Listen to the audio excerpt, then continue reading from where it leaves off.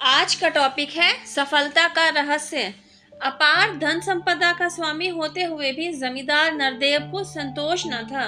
रात को उसे भयानक सपने दिखाई देते, जिन्हें देखकर वह डर कर चौंक उठता।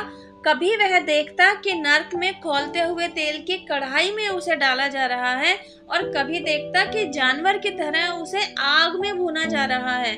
दरअसल रह रहकर नरदेव की आत्मा उसे कचोटती रहती, क्योंकि कितने ही मजबूर और गरीब आदमियों का उसने शोषण करके अपनी संपत्ति बनाई थी।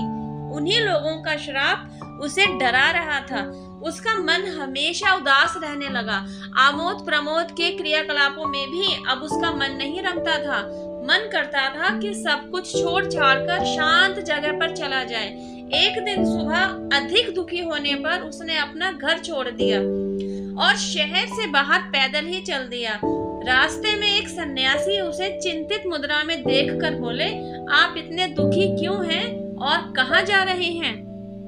सन्यासी को देखकर नरदेव रुक गया और दुखी स्वर में उसने अपनी सारी मनोव्यथा सन्यासी को सुना डाली। सन्यासी बोले, आओ मैं तुम्हें एक व्यक्ति से मिलवाता हूँ। यह कहते हुए सन्यासी नरदेव को पास की एक झोपड़ी में ले गए, जहाँ एक श्रमिक गहरी नींद में सोया हुआ था।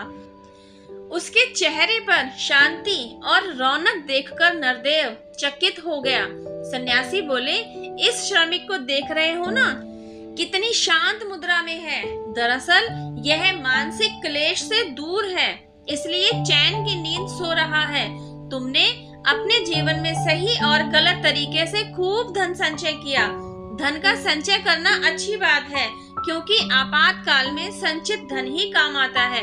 लेकिन गलत तरीके से कमाया हुआ धन मानसिक क्लेश और असंतोष लाता है। इस श्रमिक ने भौतिक धन तो नहीं कमाया, लेकिन इसके पास संतोष का धन है।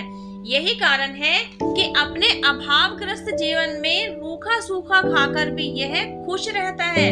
धन संग्रह के लिए न तो यह किसी निर्धन मनुष्य का दिल ही दुखाता है और न ही अवैध तरीके अपनाता है। संन्यास ले लेना और ग्रह का त्याग कर देना मुक्ति का मार्ग नहीं है।